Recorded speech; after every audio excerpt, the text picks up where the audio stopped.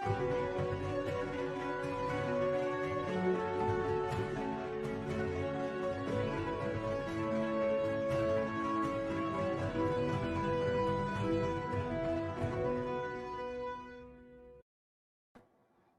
everybody. Welcome to ExO Economy Town Hall number 13. Lucky 13 happens to be our 4th birthday of the EXOS token. So happy birthday to us.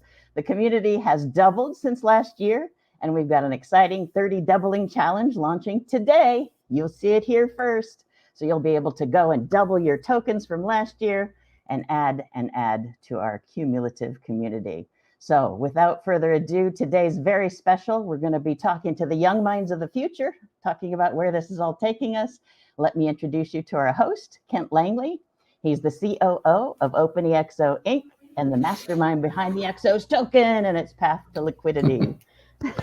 Oh, I don't know if that's, I'll take it. I'm responsible for that. Yeah, but yeah, I don't know. That's the brag. We've taken such a different path, Nikki. Thank you for the introduction. It's really great to be here. Yeah. Are we ready to get going? We are. Take it away. Okay. This is one of those ones where I logged right in and got thrown right here. So I'm like, wait, where am I again? I'm in this virtual place. So we're here today. Today's really special, actually. It's not technically the birthday. So the real birthday for the EXOS token is on April 8th, so 0408. And the actual time that the token was born was at 1600 hours, 32 minutes and 00 seconds. If you do that was like doubling, right? 04, 08, 16, 32, and then 00 for infinity. We had a little bit of fun with that back in the day. And one of the things that we did last year around the birthday for the token was we ran kind of an engagement campaign where people could get their feet wet with the token. They could get their feet wet and on board with cryptocurrency for the first time ever for many, many people, and find a path to sharing and learning and earning the token. And then, of course, as a result, participating in the economy. That led a lot of people to go on and participate into the core meetings and contribute, and then apply in many cases for grants that we do also in EXOS throughout the community, which is a completely community-run project and community-run treasury that issues grants to people in the community who are doing truly amazing things around the world. Today, we are going to be launching a new version of that challenge. And the team that has put this together for you has really gone all out this year. They've got a new app, they've got a new website, they've got a ton of new challenges for you to try. And I believe we have a short video that talks a little bit about the challenge. So Nikki, why don't we go ahead and just really quick, before we get into that, Nikki and Jillian in particular, I just want to say thank you for all the incredible work that you've done on that. They've got some lovely gamification treats, which is something we'll talk about later today. And then Kevin is behind the scenes and Jillian helping us here. So I'm being told now that they don't see a video. So Jillian will get to it in a couple of minutes. So just hold on that thought and we'll just break in a minute. So what I'll do next is I'll introduce my co-host today. So my co-host is Salim Ismail. Salim is also my co-founder at OpenEXO. He is, and I'm going to go for the bio here. Salim is a serial entrepreneur, prolific speaker. We all know that, and we've all seen Salim speak probably at one time or another. He's a sought-after strategist and world-renowned technology entrepreneur, co-founded, built, and sold to Google, the social media company. Actually, before they called it social media, the social networking company Angstro back in 2010. He's the co-founder and executive. He's the co-founder and chairman of OpenEXO. He also is the lead author for the best-selling book Exponential Organizations, which sent us all on this journey. So if you know the token's name is EXOS, Exponential Organizations, it makes sense. He's an active board member of the X Prize Foundation and was co-founding executive director of Singularity University, which is where I met him. So can we get Salim on stage? Salim, how are you today? Or afternoon or evening or whatever. Whatever it is, wherever you are. So I just gave you the giant intro there, but how are you today? And what's on your mind as we approach now in 2 or 3 days time? I still remember I don't remember what time it was. I think it was kind of late one night, and it was you and me and Nayib were on a Zoom call, and we were going through a process called minting or the genesis for the EXOS token. And this was on April 8th of 2018. So I would love to hear a little bit from you today, what your thoughts are on the token at this almost fourth birthday, and a little bit about where we're headed. So first of all, awesome to be here, and congrats to everybody and the team involved. It's a big milestone to get to this level. I think there's, if I remember back in 2012 or 2013, we had Ralph Merkle on stage at Singularity University, and he's a global guru on nanotech. And somebody said, "Aren't you Ralph Merkle from Merkle hash trees?" And he's like, "Yeah, that was me in a former life." And the Merkle hash tree is the basis of one-way cryptography, which is the basis of private keys and the basis of Bitcoin. And we have an image somewhere with the Genesis block, which shows the Merkle hash at the bottom, which is kind of incredible.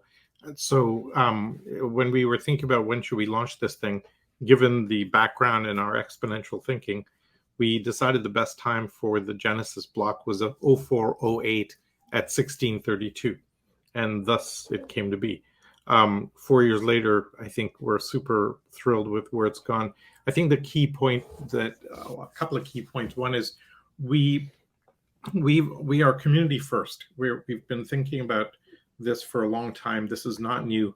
Kent and I first talked about this in 2016, and then 2017 kind of enacted it. 2018, we finally launched it. We didn't go for the ICO craze because of some advisors said stay away from that, etc. And thank goodness. And we've been slowly. Kent always talks about it as a 100-quarter project, and I think we're in quarter 12 or 13 here. So when you look at it that perspective, almost every other crypto in the world built the technology, and then they're desperately casting around for use cases and community, and we have gone the other way. We built community first, and then we wanted the token as a means of exchange and a utility and value exchange, etc., in and for the community. And so we're pretty. It's a much harder path to go the path we've gone, because you're not grabbing at the shiny objects, but you're also structurally setting yourself up for a long-term success, and keeping that zoom out view, that MTP of this being a token for transformation is super critical. And we're really, really excited about where this goes. I love that. I've been on the journey and sort of at this really zoomed in level most of the time. And sometimes you don't actually see the forest for the trees, there are degrees of patience with an approach like this, I would say. But EXOS has been operating for its entire lifetime as a private complementary cryptocurrency. And I'm not sure I've heard those words put together in that way too many times. But one of the folks who we can give a bit of credit for this for sure was on one of our earlier shows, Kalia Young. She really was an early influence in a cafe somewhere in Miami when we were talking about this early on. And what this has allowed us to do is focus on two key things: utility, what's the token good for? What do you use it for? And distribution, making sure that if people do that utility or receive that utility in the new NFT context, that they receive the token. And that creates a situation where more and more people over time that should have the token, the people that should have the token, and that they've earned it and have imbued value through work and effort and belief in the token. And that's what we've been focused on. But now, after 4 years of the token operating in a peer-to-peer fashion amongst the members, which now are over 17,000 of our community, and in our online marketplace for transformation services, which are also done both directed and peer-to-peer, where we match sort of the supply and demand for transformation services together. After all that time, we are now moving into kind of the third leg of the stool, which, the three were utility, distribution, and then liquidity.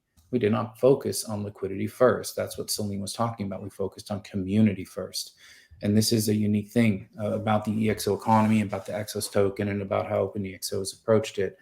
But now, in the last several months, we've done a number of experiments. Not all of them were successful, but you don't always succeed when you run an experiment. But we've learned exactly what path we want to take to get the token into public markets. And we'll have some questions in the Q&A later that were put in earlier that will address some of these things as well. So I won't go into it much now. We're in that third sort of epoch now where we're driving toward liquidity of the token. And this is probably one of the most exciting times that we could have, because it's what most people equate with crypto having value. They don't focus as much on the non-financial utility portions, especially external actors. And so, yeah, that's where we are. So, Salim, did I miss anything there in terms of kind of this journey we've been on? It's been a bit crazy at times. And I don't know how many hours I've spent with lawyers. I might have sort of like a minor in some sort of law degree at this point, effectively. I don't know. Well, this is the hard part about this stuff, is you're on the bleeding edge. So you bleed, and you end up taking a lot of hits. And lawyers saying, I remember about 2 years ago, I said something publicly and the lawyers freaked out and said, that could have killed the whole operation. And you're like, where? And then how do you undo that? And it's a very, very sticky situation. I think what's good is now the market is catching up and the environment has matured to a level where we can stand on a really solid foundation and really, really kind of take this to the next level. Got it. All right. So one of the things that we wanted to do today as we celebrate is kind of look toward the future a little bit. And we've invited a number of people here today that are working also at the cutting edge and at the bleeding edge, just like us. And as Salim said, on the edge. When you're on the bleeding edge, you do, in fact, bleed. So it has been a real privilege and honor to get to know some of these folks. Some of these folks I'm meeting for the first time today. So I'm going to go through right now. After we roll, I'm just getting the cue. After we roll the 30-day doubling challenge video, which is now loaded up. So we are going to watch that first, and then I'm going to introduce our panel. And then we're going to really jump right into it and get into a discussion today with a number of people who are forward thinking and really, really in it, working in this space of crypto, NFTs, blockchain, and more. All right, so let's hear the... Hey everybody, welcome to the 30 Doubling Challenge 2022. We've got an update to last year's game. We've actually gamified this to another level, and we will keep doing so. But what we want is your feedback, and what we're offering is to let you earn many, many tokens, up to 10,000 and actually more. In this game, we have some extra surprises, so take a look. Top prizes are paid out to the first 100 people to reach 30 doublings. That's the ultimate goal. Bonus points will be added. Experience points lead to bonus points, lead to added value. So hopefully that's intriguing enough to keep you going. Check on your levels. Levels are really where it's at. 30 doublings is the base minimum requirement to achieve the goal of over 10,000 tokens as a payout. And that's the whole purpose of doing a 30 doubling challenge, leading to the knowledge of how to get to an exponential curve, really understanding that 30 behaviors can get you to massive transformation, massive growth. And in that way, it walks you through the possibility to take this to an organizational level, to a personal level, whatever it is you're achieving in life, whatever your purpose, your goal, your massive transformative purpose is, to get to an exponential scaling ability. It's 30 behaviors. That's it. And this is what we're demonstrating with this game. Hopefully it's fun for you. And we have some bonuses along the way. Help us learn. We absolutely love your feedback. And welcome to the 30 Doubling Challenge 2022. All right. So, okay. Let's get Salim back out here too, please. One of the things we also wanted to share with you today is, you heard Salim say that he and I started talking about this project back in 2016. And I think it was maybe a few months later in early 2017, we were putting together this concept that we were calling Now to DAO, And I look back now and I laugh, right? Because now I was thinking it was so, we were going to get there really quick. This was 2016, 2017, Salim. And the great news is that now we actually do have a path to both OpenEXO continuing on its journey. It's been operating as a proto DAO in certain areas for quite some time through the EXO economy, but also for a much larger play. And I thought we would talk a little bit about that today on this near 4th birthday. Do you want to share some of that, Salim? Well, I think, the reason you want to do a DAO is because it scales and people can self-subscribe and self-provision onto it. Managing a kind of a co-op on the blockchain has been a very sticky problem for many folks. Most DAOs run into governance issues. We have been, because we're organizational, we're knowledgeable about organizational techniques in theory. We took our time and we recognized, for example, if you remember the early Bitcoin days of just complete chaos and infighting, Bitcoin Cash versus whatever, and religious wars being fought because the community was decentralized and anybody could pick up an initiative and run with it, and you get into massive tension. I'll never forget the kind of the wars there, or with Ethereum, which are going on, kind of have been going on for the last 2-3 years around that. And how do you manage a steady, slow migration towards a DAO is something we've been very conscious of and careful of.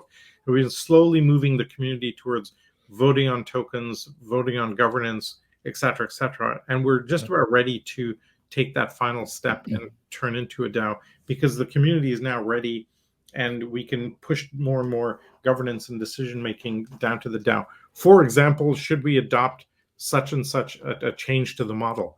Well, the community is best to make that decision, but having the accountability to make that decision is tough. The best negative comment I've heard about a DAO is somebody saying, take an annual shareholders meeting of a public company and scale it to 1 million people, and you just have just a chaos of town hall shouting and no productivity. More heat than light is the way I've heard it framed. So how do you avoid that? And we've been, because of the steady nature we've been taking, we think we're ready now to take that final step. So we're super excited about this, and the token comes along with us as part of this migration.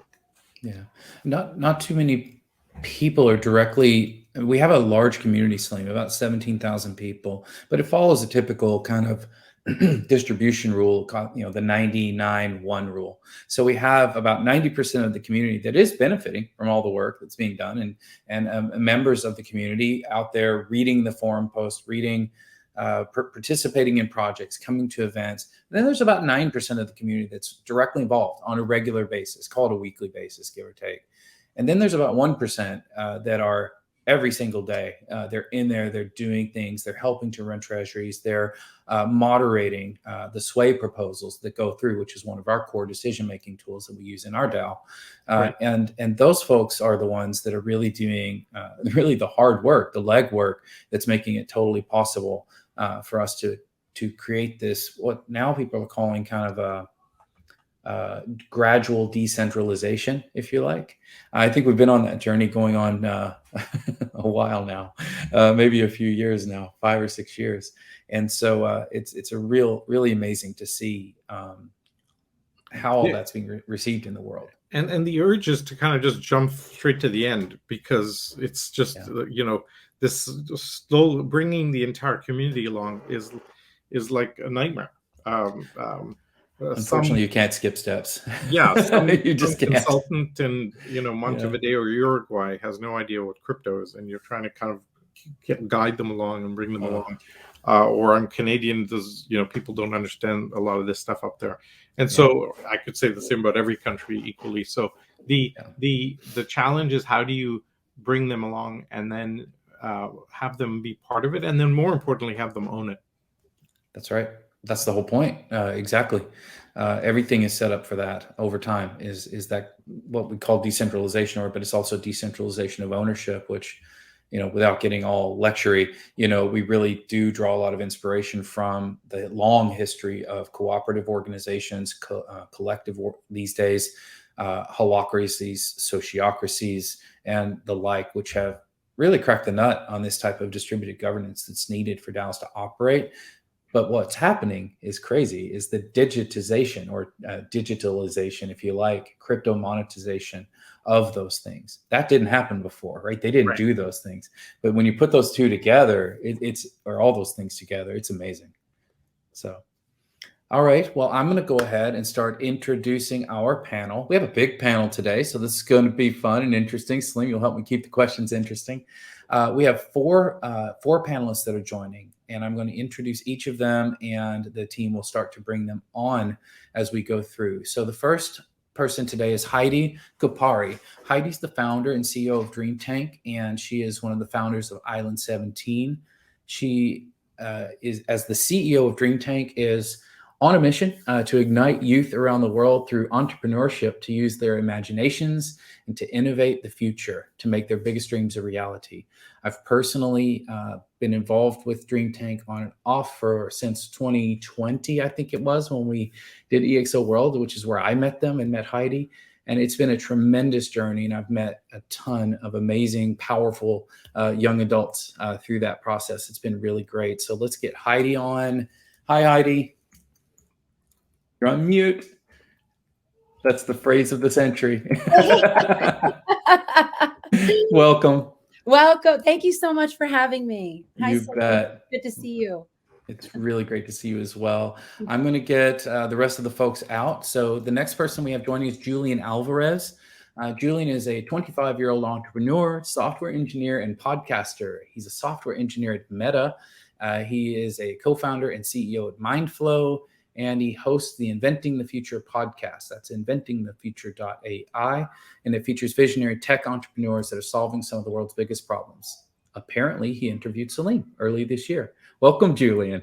What's going on? Good morning, Salim. I'm going to kick you off soon because you didn't interview me, but that's okay. No, don't worry. You're on the queue. You're on the queue. I'm just teasing. Well, Julian, I hear that when you're not pursuing your moonshots, you can be found playing soccer, tennis, and exploring natural wonders of the world. So you like to get out.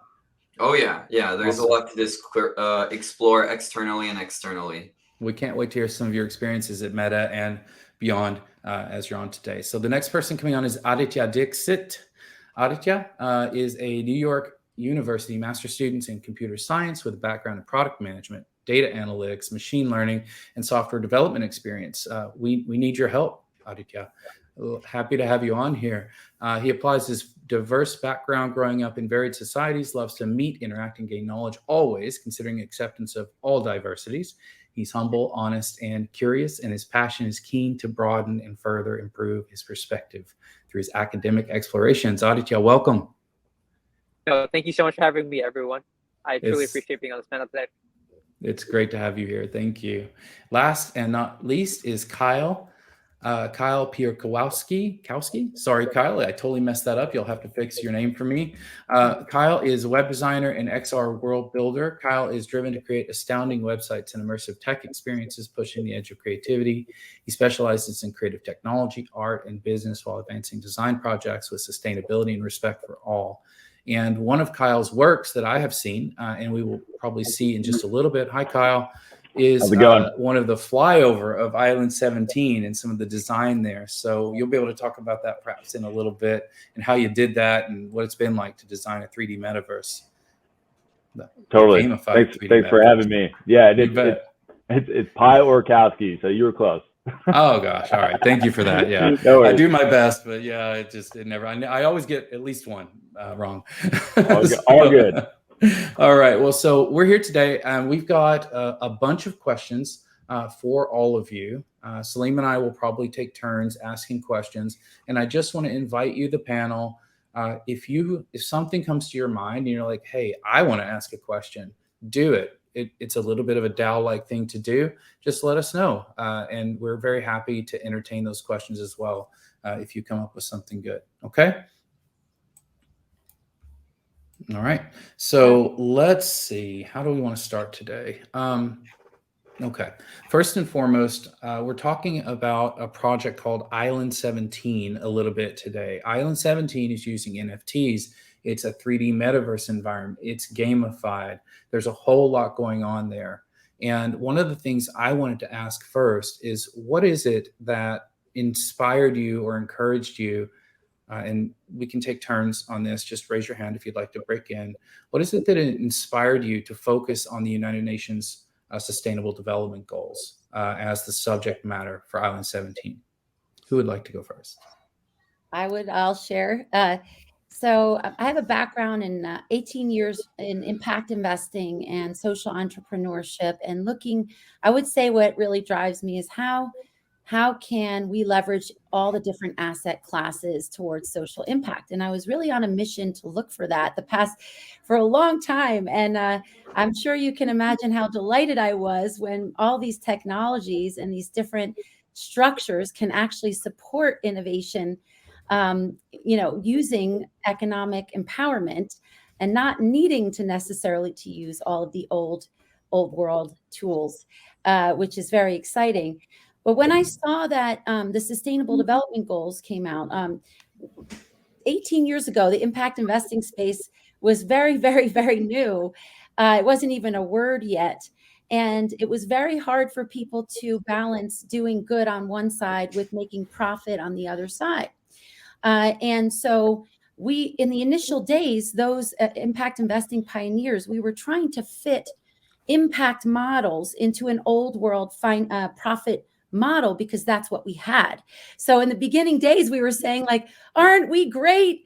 We can fit into the same model and we can have social impact and profit.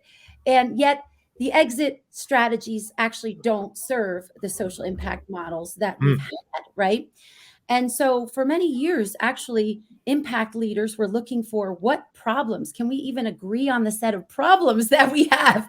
And in 2015, when the Sustainable Development Goals came out, and it was the most democratic process actually undergone to actually get most countries to agree. And we have 193 of 196 countries agreed on these goals. So when I saw those goals, I thought, these are the moonshots for humanity we need to solve. Each one of these is a moonshot. And in order to solve a moonshot, you need the best people on the team with the best imaginations and all the different backgrounds, right? And so that's where I came up with the idea to use the Sustainable Development Goals as the moonshot goals, and then create this metaverse in game to bring everyone together in each SDG to achieve collective impact. Not unlike what Salim talks about in his books, right? Is mapping the human genome. Those things would have never happened if people hadn't just said, we're going to do this, and we have to figure out who needs to be on the team, and we have to figure out how we can do it, not why we can't. Yeah, that's awesome, Heidi. Thank you. Does anybody else, Julian, Aditya, Kyle, would you like to weigh in on that, about the application of your work to these Sustainable Development Goals in general? Yeah, I would say education is a huge moonshot for us, and one of the biggest problems that we definitely see.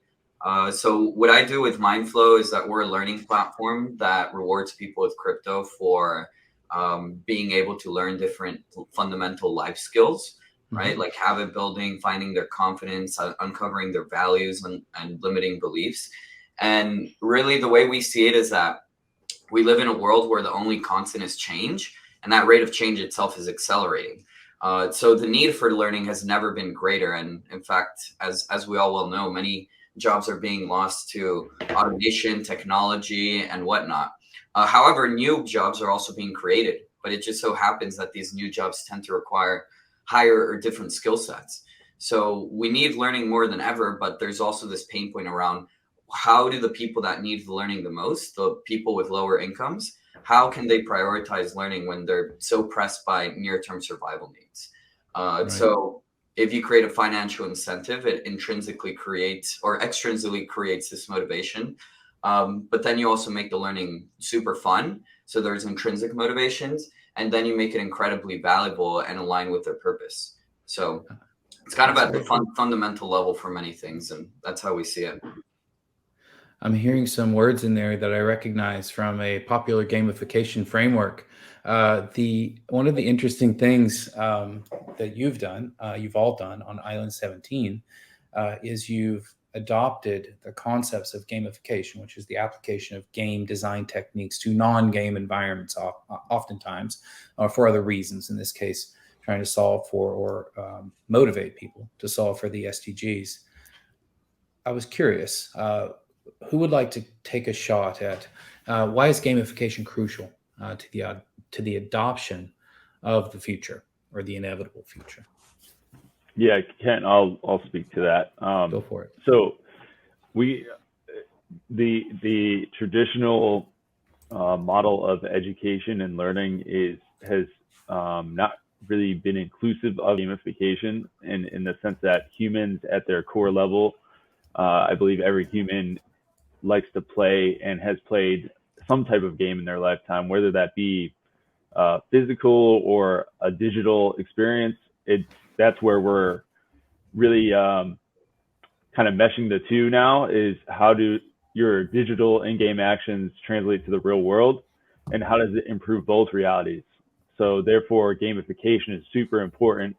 For example, in our experience, leveraging the power of gaming, youth innovation on the blockchain, DeFi, artificial intelligence, and more. Our Island 17 players, they can go on missions and earn tokens through skilled gameplay and contributions to the ecosystem. They can exchange these between players, fiat currency, and more. So the differentiator between Island 17 and more traditional games is that blockchain economic design is used to reward our players for their contributions to the metaverse or ecosystem. So this new model of gaming has been dubbed play to earn. Additionally, we include an exponential personal development and learning aspect that augments traditional schooling, activating a second category we call paid to learn. And that's an adaptation of learn and earn, such as like we offer mini courses on platforms like Coinbase and CoinMarketCap. So most importantly, the Island 17 experience metaverse is utilizing gaming and its related technologies to solve real world problems, as I mentioned before. So it's a really cool way to use a game engine, not just for how gaming was initially meant for, in a digital realm, but now we can start to link it back to our reality. And with the way that these game engines are now becoming more like reality engines, we can really profoundly affect people's emotions, their heart, their mind, their full body, full sensory, multi-sensory experience of what they're having in this and that reality. That's great, Kyle. You know what? We've talked a little bit about Island 17. We've got a short reel. I think it's about 90 seconds. I think we ought to play that so people can see a little bit of the island and hear a little bit what it's about in the words of the following 90-second clip. So could we roll that Island 17 clip? And when we come back, we're going to talk a little bit about engagement and gamification. So hang on for that, Salim. I think you know a thing or two about engagement. Each of the SDGs is a moonshot goal for humanity, and humanity can't achieve moonshot goals without the best imaginations.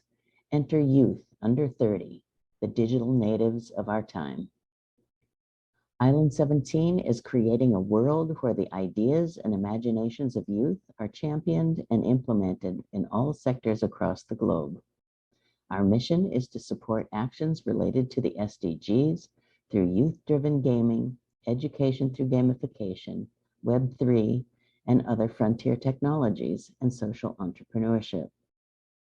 We need to apply educational learning opportunities to ignite each student's passion and apply these to the SDGs. To date, neither the business, education, nor NGO sectors have done this on a widespread scale. Herein lies a significant business and social opportunity. We must invest in and support the world's best chance for a brighter future and a more progressive, socially and environmentally conscious society by including our future in our time of need, by using emerging technologies that encourage engagement, creativity, and education through gamification to solve humanity's most pressing issues. Welcome to Island 17.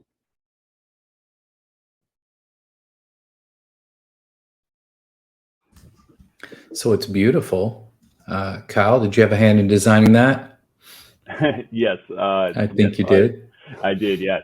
Yeah. Unreal Engine is a very powerful, thing to behold. Thank you. Salim, we've talked a little bit about gamification here. You have the model, the EXO model. One of the attributes is engagement. And I think we're seeing kind of an interesting, I recently spoke with Yukai Chow. I did an interview. It's going to post in a day or so. It's a 3-part series because it got a little long. But Yukai is the creator of a gamification framework called Octalysis. Octalysis, I do believe, is a part of what you're working with at Island 17. Julian, Yes. that's what I was referring to.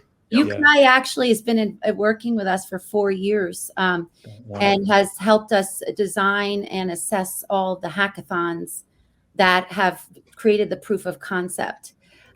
So he's part of our council DAO. That's awesome. And he even led some design challenges during our physical dream tanks when we were at the Museum of Boulder, zooming in from his, his mission control background.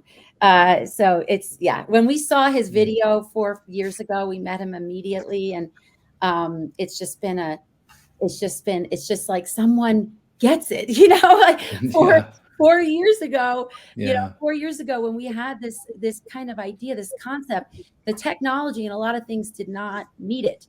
And it seemed really crazy. And now it's, I want to hear Aditya too. You're sitting there and you're the one of the younger people. I want to hear your voice. I'm sorry to call you out, but No. As I said, please jump in, and we should, Salim, why don't you take us a little bit through the concept of engagement?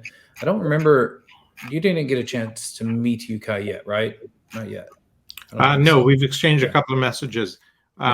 But, we had engagement as a critical part of the model for for exponential organizations in the original book 8 years ago. And I think what's magical now is when you add crypto economics to engagement, it just explodes. It literally explodes. And you look at these, less than 2% of the Fortune 500 really use these types of techniques. And you look at, I talk to CEOs and I go, look at this blockchain here, $30 billion. Look at this blockchain here, $50 billion. Look at this blockchain here. And they've done nothing but just optimize around engagement. And you've got zero. So do the math, right? And the essentially, I think we'll see, as Kyle mentioned, with play to earn and play to learn, which I think is, and pay to learn, which gets incredibly interesting. You just move the L around in these metaphors. The potential ability to gamify pretty much everything now becomes very real. And then you gamify the SDGs, and that's the only way we're really going to solve them, is that model. So it's super exciting to watch all of this. Aditya, we haven't heard from you yet. What are your thoughts? For me, it's personally really interesting, right? So when I came into Island 17, I came as part of the 2-week sprint, right? Where we started the development of the matching game. And then with that, what I realized was the fact that I learned so much more about DAOs, learning more about the whole gamification framework. Coming into this, I came in for very basic knowledge of, blockchain and just knowing a little bit more about a cryptocurrency as a way of a financial tool. But this showed me a whole different perspective about tokens, learning more about how the gamification framework can tie into tokens, how it can be used as rewards, getting further into tokenomics. And for me personally, just being part of this experience, when I joined in just for 2 weeks, I was able to learn so much. And now that I'm trying to work to try and make sure that other people like me who are in university programs can get the same experience as well. So that's kind of like my thought about this and my perspective as to what I'm trying to do over here. That's great. It's amazing the number of things that are converging. It feels like at one time, if you think about Bitcoin, right, it's almost a dozen years old, but we've got Metaverse, blockchain, tokens, tokenomics, gaming, gamification, and tokenomics is economics applied to crypto. It's unbelievable. So you can come in, like you've just said, wanting to maybe learn a thing, but you end up needing to be effectively, everybody needs to be a polymath all of a sudden, to get something done. And, but what it really leads to is the need for an incredible team. And I think that is what the very best DAOs are going to figure that out. And I'd like to piggyback off of what Aditya was saying is that, the 4 years of like building up that it took for this to come to fruition. I'm just one of the many architects, but the people that came before me, the students, the team, the council, this was like 4 years in the making plus, and the ability to channel in that imagination from the youth and youthful minds is really what's driving this project forward. And I think, if you would have asked me, I grew up on, a regular Nintendo, and Zelda was my first game, so if you would have asked me, let's fast forward only 20 years later, that's wild that we're already talking about a whole economy inside of what I used to think was just like an RPG game. So it will be fascinating to see what happens, with the invention of virtual reality, and, full haptics and all that type of stuff, how we, use this technology for good and how we can use it to amplify us instead of, divide. Yeah, no, I'm laughing because I was trying to think like what did I grow up on? It was Atari, right? Atari 2600, adventure games on a TRS-80 Model 3. I had to write my own games, Kyle. They didn't exist. I think we should take a poll on everyone over 40. What was your first computer? It gotta be really fun. Yeah. I had an IBM PC Junior, and there was this one game I would play all the time as like an 8-9-year-old, Adventures in Serena, and it was like this like quest game. So awesome. It's so funny remembering that, how far we've come. Yeah. Commodore VIC-20. So I'm way back there. Yeah, way back there. Yeah. And I wrote Connect 4 when I got it in 6th grade. I made my own Connect 4 game, no lie. Awesome. Yeah, it was awesome. Saved it on a tape cassette. Yeah. Not what about you, Salim? I wish I still had it. I learned Pascal programming on an Apple II in high school. And then they bumped me up to go take a course at the local university on data structures. And I had to use cards. Oh, wow. That just blew my mind because I'm using an Apple II at the high school, and then I have to go use cards. Get the hell out of here. That's like that's not interoperable. It's not. Well, Kyle, you made me think of a question. One of the questions we thought about was, you've been at this for a while. You mentioned 4 years, a lot of work, a lot of thinking, planning, and then Aditya, you talked about a 2-week sprint. I attended a meeting, one of the inaugural meetings, I think, for Island 17, where we talked a lot about what was going on. It was wonderful. But what I'd like for all of you to potentially share from your point of view is, what's been the biggest barrier? What's the thing that stopped you the most, slowed you down the most, caused you the most trouble? I think knowing these kinds of things can really help people move forward with their own projects. Julian, would you like to go first? Sure. Yeah. Wow. Where do I start? I mean, just pick the top one. There's literally like 40 billion challenges you face on a daily basis. Yeah, I think more than anything, the first place you have to begin is with your mindset, because if you're not prepared to confront the number of challenges that come into your mind, you'll like give up easily, prematurely. I think one of the best pieces of advice I've ever received is that if you're not willing to dedicate 10 years of your life to solving the problem, then don't even begin, because that's often what it takes. But I guess more specific to the crypto sphere, there's like challenges around understanding it and knowing where to play. And this was touched on earlier, also knowing the legality of things and whatnot. So it's a very tricky space, but that just means you're a pioneer, right? That just means you're early on and that you have a lot to play with. And I think another challenge, actually, we're, building a learn to earn type model. And because this model is so new, we don't really know what business models will work, right? So there's a huge risk in like whether the business model we have in mind is even viable, because no one's really done it before. So there's a lot of challenges and risks there, and like kind of identifying what will work and what won't. But that's where the notion of just experimenting, moving fast, and trying as many things as possible and pivoting where necessary matters most. And that's where we are, trying to find product market fit and just having a bias toward building and experimenting. So a lot of challenges, but as long as you have confidence in your ability to figure out how to solve them, that's what counts big time. Well said, Julian. Aditya, would you like to speak next? So for me, I would like to bring up the point about, I'm going to go back to the 2-week sprint because this is something I was part of, and this is where I initialized myself in Island 17. So I'll tell a quick story. So basically, it's me, Kyle, I'm halfway across the world. We have a bunch of winter interns in Brown, from Brown University, and all of us just, collaborating, trying to make sure and getting progress. We have 2 weeks, we have a lot to get done. 2 weeks is not a big time frame, but you do realize that you can get a lot done in a small amount of time if you can really push yourself and dedicate yourself to trying getting it done and persevere to try to get that goal. Because personally, that's what I found to keep myself motivated and to keep everyone else motivated. Like we were on Discord for hours, debugging small little bugs. Kyle, how many times did our project break? Probably like 15 or 20 times. We would make a change. It would break, and every single person, we had to re-download it. We would spend hours trying to fix one little thing. We were all trying to sync across the cloud, different time zones, collaborating. So it was like the whole experience of being part of a DAO. It didn't matter where you were, what you were doing. We were all dedicated doing one thing. It was the energy and the excitement. It's like, and because we're part of a revolution, right? We're going into Web3 for a revolution. So for us, we're just part of something so cutting edge and new that it felt so awesome. And that's where I got into it. I was like, you know what? This is very cool. And I want to try and stay on and try and make sure that others can experience what I'm doing.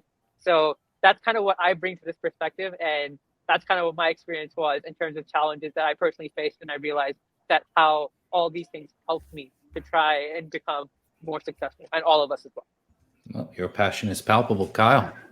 Yeah. So, this, DT is right. We went through, we built in 2 game engines, Unity and Unreal, those being the top, main ones. And I would say, what's really cool about what's going on with all this is it's not so much like what's holding us back from, doing all this. It's more like keeping up with all the tools and the software and hardware that's changing so quickly.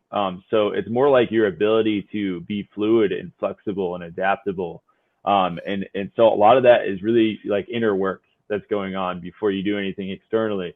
So I would say, what's happening is these pipelines that are still being developed and pioneered are challenging us all to unify in a way where we can all really work in one space globally and not just, talk about it, but actually do it. So I would say, we're dealing with, I was just listening the other day and I shared it with the Island 17 team and a bunch of my close friends and circle.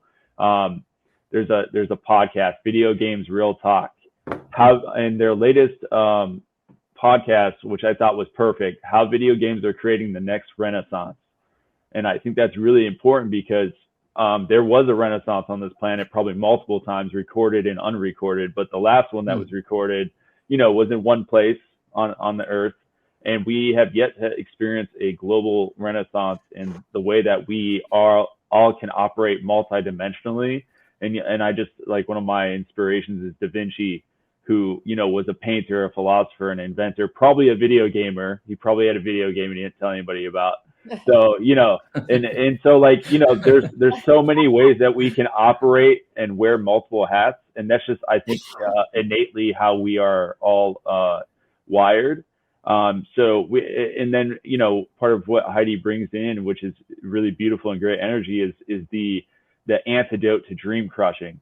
So, like, there's been a lot of dream crushing going on the planet, and whether that was intentful or not, it doesn't matter. The point is we can kind of dissolve that way of being linear and, I'm going to be a plumber, I'm going to be an astronaut. It's like, you don't have to be just one thing. You can do multiple things, and you can plug into now this new digital space that will challenge you to be multiple things at one time and be more of a fluid human being.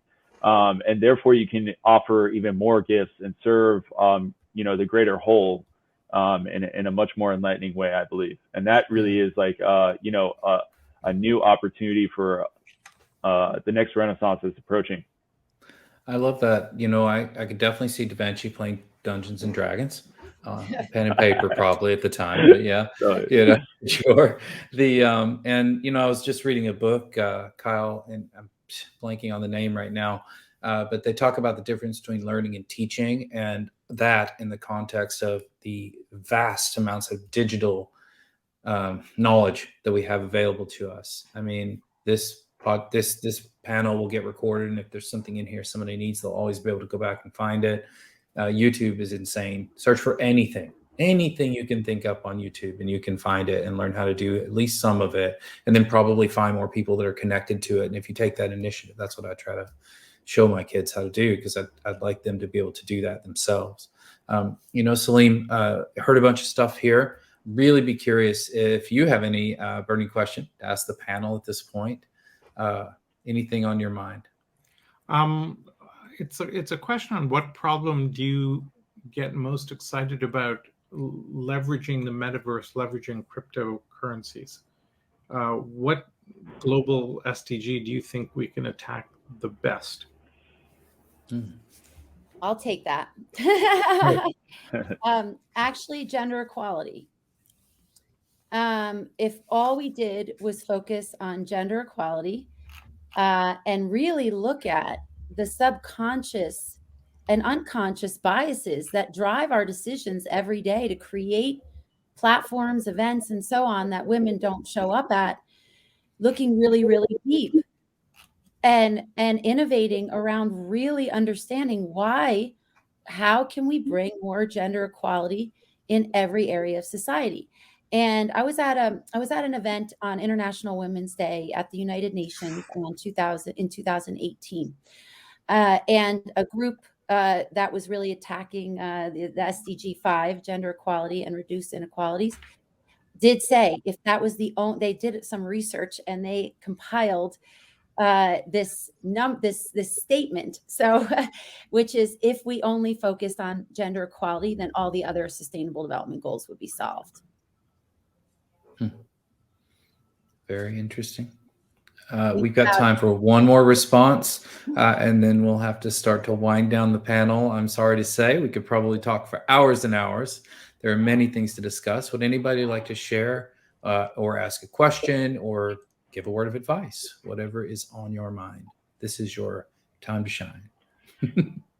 Yeah, I'm gonna jump in here. This is like a very profound energy that I like to bring into the space, and I just come full force with it. You know, whoever I meet, and you know, this is where all my creativity comes from. And it's really inspiring me and brought me and Heidi together and allowed me to plug into this space. So I'm going to express it here. Is when I was young, when I was 17, I actually passed away in a car accident. Went to the other side, and I remember certain things of not even being human, but being fully multidimensional, and what it's like to work in what otherwise felt like a very digital space to me, but also very organic. So I think what we're coming out of that experience, and what I see in the game engines, and what I see is the first time I put a VR headset on, I had like a flashback to that moment, and I remember not being in a body. So I think it's really cool and impactful that we can plug into this infinite imagination and consciousness that we all share together as humans. And I think what we're doing is subconsciously we're going to get to that realization that we can operate in such a bigger and more beautiful bandwidth than what we are now. And that's just part of the journey of going home and getting there. So I always like to enlighten people with like, hey, there's a lot more going on both sides in being human and non-human. So we can bring a lot to the table, and the journey is just beginning. This is just the tip of the iceberg. One of my favorite observations over the years was, if you took the spectrum of light from X-rays to microwaves, et cetera, and stretched that across the width of the U.S., what we perceive as human beings is 2 feet. Totally. Out of that, that's how much we see of what's actually going on. That is so true, and we're made of light. You know, the word human, man of hue. You know, and don't forget the woman. So, and Heidi's right, is as we tap back more into that, that balance of feminine and masculine in all the things we do, technology and in life, all the verticals of business and personal life, like that's the balance. That's where like true creativity comes from. And we'll solve a lot of our problems that are on the planet right now. I love it. Well, thank you all. Unfortunately, we're just out of time. Heidi, Aditya, Kyle, Julian, thank you so much for your time today. Salim, thank you for showing up and co-hosting with me again.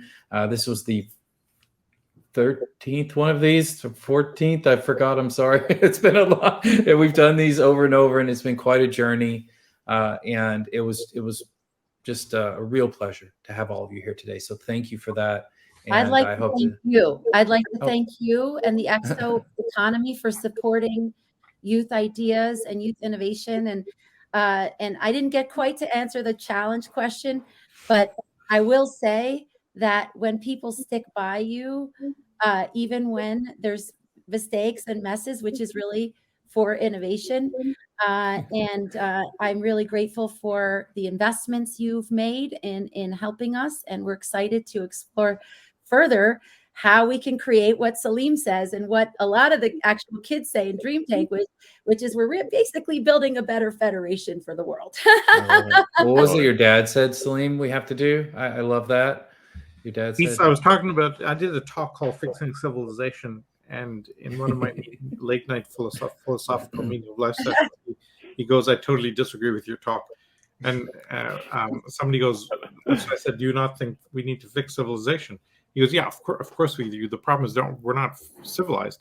We've not civilized the world. We've materialized the world. We now have to do the work. And it's like wisdom of the elders, boom. Wow. Exactly, yeah. Totally. We got to civilize civilization before we can fix it. Yoda talk right there. Yeah. You can put that essence as some of the guides in game.